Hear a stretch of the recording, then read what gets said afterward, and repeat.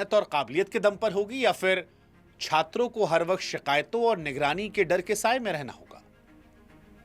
यह सवाल आज जरूरी इसलिए है क्योंकि जनवरी 2026 में यूजीसी के जो नए नियम आए उसने एक ऐसी बहस छेड़ी है जिसे अब नजरअंदाज नहीं किया जा सकता। यहां दो तस्वीरें आती हैं। एक तरफ मोदी सरकार और यूजीसी का विजन, जिसमें वो कैंपस को भेदभाव मुक्त और सुरक्षित बनाने का दावा कर रहे हैं।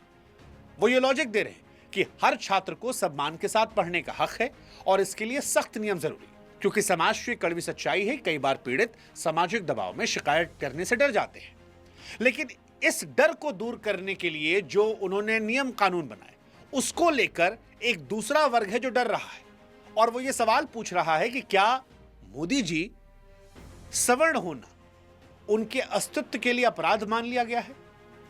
वो ये पूछ रहे हैं कि मोदी जी, ऐसा क्यों लग रहा है कि हमारे खिलाफ आप एक ऐसा कानूनी घेरा बना रहे हैं जहां पर अपनी बेगुनाही साबित करने का हमें मौका ही नहीं मिलेगा।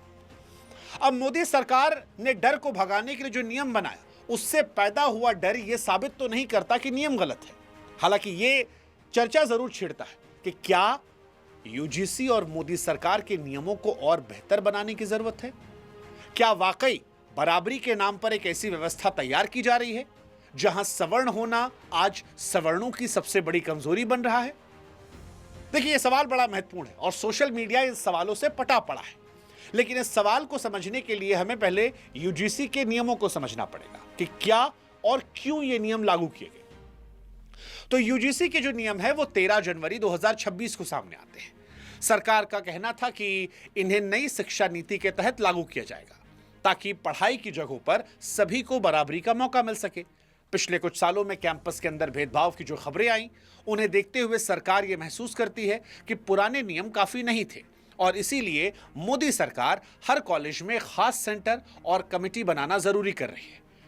अब नियम यहां पर यह कहते हैं कि अगर किसी छात्र को लगता है कि उसके साथ कोई गलत व्यवहार हुआ है तो वो ऑनलाइन या फिर हेल्पलाइन के जरिए जाकर शिकायत कर सकता है और कॉलेज को 15 से 30 दिनों के अंदर इसकी पूरी जांच करनी होगी।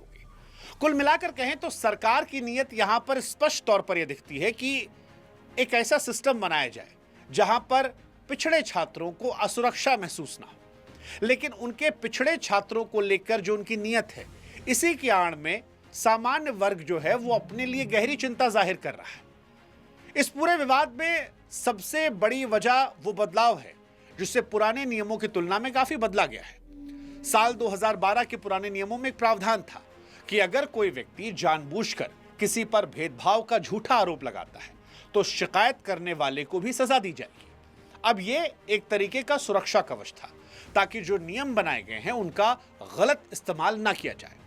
लेकिन सवर्णों का जो डर है वो इसी बात को लेकर है क्योंकि 2026 के नए नियमों में इस सुरक्षा कवच को हटा दिया गया है। जानकारों का यह कहना है कि सरकार ने शायद ऐसा इसलिए किया ताकि असली पीड़ित रिपोर्ट करने से ना डरे, क्योंकि कई बार सजा के डर से लोग सच भी नहीं बोल पाते। लेकिन सवर्ण छात्र जो हैं वो यही डर रहे हैं। उनका डर यह है कि जब शिकायत करने वाले को पता है कि अगर उसका झूठ भी पकड़ा गया तो भी उसका कुछ नहीं बिगड़ेगा, तो फिर क्या यहां से सवर्णों के खिलाफ इसे हथियार के तौर पर इस्तेमाल नहीं किया जाएगा? क्या कई मामलों में इसका इस्तेमाल उन्हें डराने फंसाने के लिए नहीं किया जाएगा? और यह डर इसलिए भी बड़ा है क्योंकि जब किसी कानून में कोई चेक करने वाला रास्ता नहीं होता तो उसके गलत इस्तेमाल की संभावना हमेशा बनी रहती है। और इसीलिए सवर्ण कह रहे हैं कि क्या सवर्ण होना ही आज के दौर में सबसे बड़ा अपराध हो चुका है। इन नियमों की एक और चौंकाने वाली बात है इक्विटी स्क्वाड की तैनाती। सरकार इसे एक सुरक्षा टीम की तरह देखती है जो कैंपस की संवेदनशील जगहों पर नजर रखेगी ताकि कमजोर वर्ग के छात्रों को सुरक्षा दी जा सके। लेकिन छात्रों के बीच इसे अक्सर जासूसी के तौर पर महसूस किया जा रहा है। यूजीसी के मुताबिक ये स्क्वाड कैंपस में घूमते रहेंगे, निगरानी करेंगे। वो हॉस्टल, कैंटीन और बैठने की जगहों पर भी नजर रखेंगे। सामान्य वर्ग के छात्रों का डर यह है कि अप्रत्यक्ष भेदभाव जैसे धुंधले शब्दों के कारण उनके नॉर्मल व्यवहार को भी गलत तरीके से रिपोर्ट किया सकता है। आप कल्पना कीजिए एक ऐसी क्लास की जहां एक टीचर किसी छात्र को उसकी पढ़ाई में कमी के लिए टोकने से पहले 10 बार सोचे कि कहीं ऐसा ना हो कि यह जातिगत अपमान का विषय बन जाए।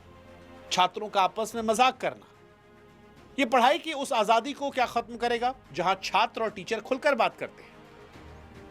इन नियमों का एक और गहरा पक्ष है कि कॉलेज प्रशासन पर भी दबाव हो सकता है।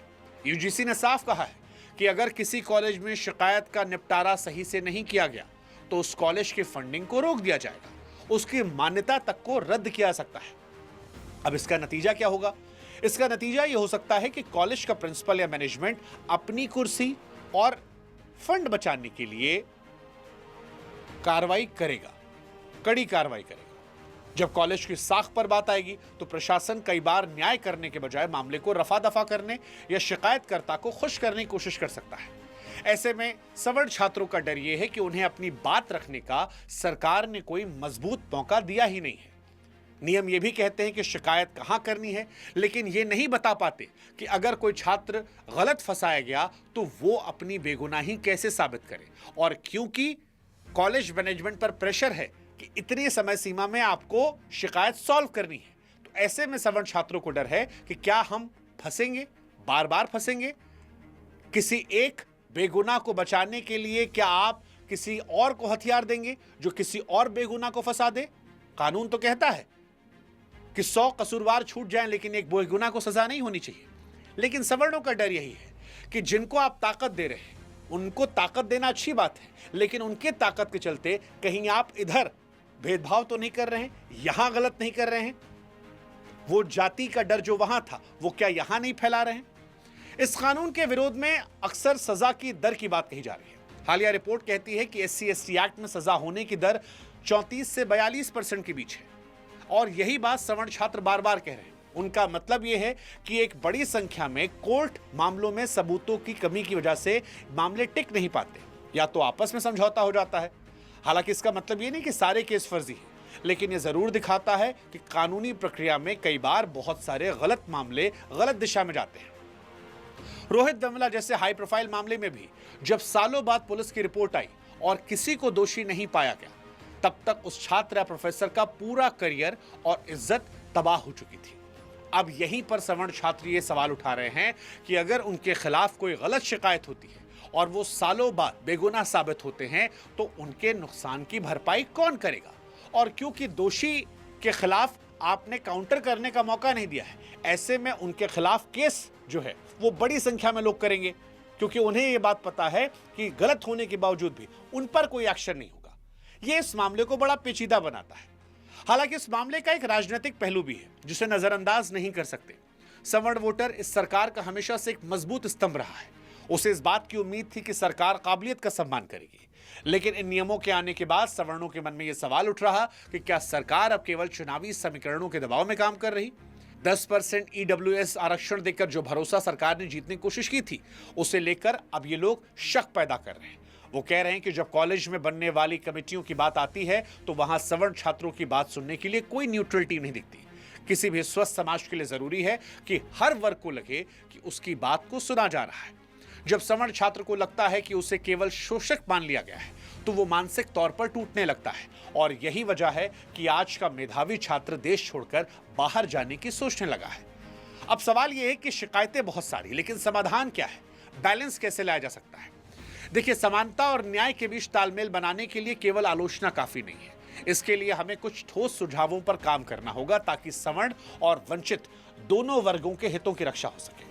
पहला सुझाव जो हमारी तरफ से है, किसी भी शिकायत पर बड़ी कार्रवाई से पहले एक शुरुआती जांच होनी चाहिए। यानी प्रशासन पहले यह देखे कि शिकायत में दम है या नहीं।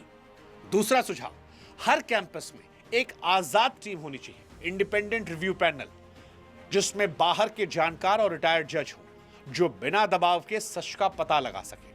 तीसरा सुझाव, कमेटी के ढांचे में बदलाव होना चाहिए। इसमें एक ऐसा न्यूट्रल सदस्य हो जिसका राजनीति से वास्ता ना हो और जो केवल सच के आधार पर फैसला दे। तब जाकर डर के लिए जो नियम बनाए गए हैं उनको लेकर डर जो दूसरे वर्ग में है वो खत्म हो जाएगा। और डेमोक्रेसी यही है कि सबका साथ हो, सबका विकास हो। एक का डर दूर करने के लिए दूसरे के मन में डर पैदा करना यह सच्ची डेमोक्रेसी नहीं है। बराबरी का मतलब किसी एक वर्ग को डराना नहीं, बल्कि सबको साथ लेकर चलना है। भेदभाव को मिटाना है, जरूर मिटाइए, हर हाल में जरूरी है। इसके लिए सख्त नियम होने चाहिए क्योंकि असली पीड़ितों को न्याय मिलना चाहिए। लेकिन न्याय भी वही है जो सबके लिए एक समान हो। यूजीसी को इन नियमों में वो बैलेंस लाना होगा जिससे किसी मासूम को बेवजह फंसाया ना जा सके। ये डर ये साबित नहीं करता कि नियम गलत हैं, बल्कि ये कि उन्हें और बेहतर बनाने की जरूरत है।